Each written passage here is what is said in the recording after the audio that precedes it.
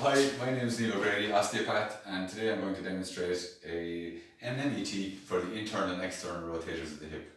So first I'll talk about what internal and external rotation of the hip looks like, because this can be confusing to students. So I'll bend Jimmy's knee to 90 degrees, and what I need to focus on here is what's happening at the hip joint, at the coxofemoral joint, not what's happening at the foot.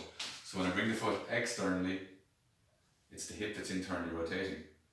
And when I bring the foot in towards the midline or medially, the hip is externally rotating. So when I'm bringing the foot medially, or I'm externally rotating the hip, I'm stretching the medial rotators. And when I'm bringing the foot outwards and internally rotating the hip, I'm externally rotating the femur. Okay.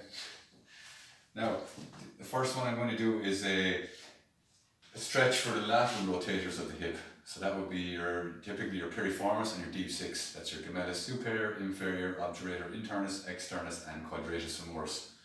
So I place my left hand here on the contralateral sacroiliac joint just over here to stabilize the pelvis. And I'll ask Jimmy just take a deep breath in, and I'll just draw the foot outwards. So what I'm doing is I'm internally rotating the hip just to the point of bind or tension. So far so good, Jimmy?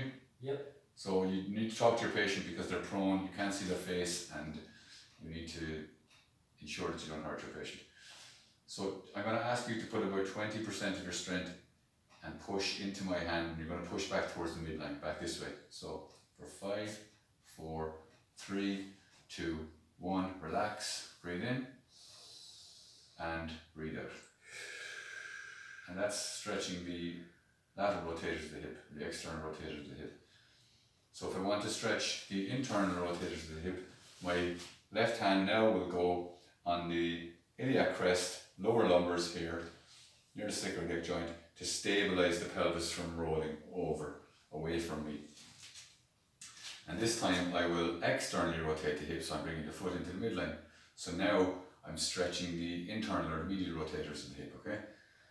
So pushing in to the bind, and it's binding about there. I get you to push out this way, Jimmy, with about 20% of your strength. 5, 4, 3, 2, 1, relax, breathe in, and breathe out. And push it a bit further. So far so good? Is that okay? Yes. Okay, so you again keep communicating with your patient. And you can repeat that cycle 3 to 5 times. So that, everybody, is an MET for the internal and external rotators of the hip in the prone position. Thank you.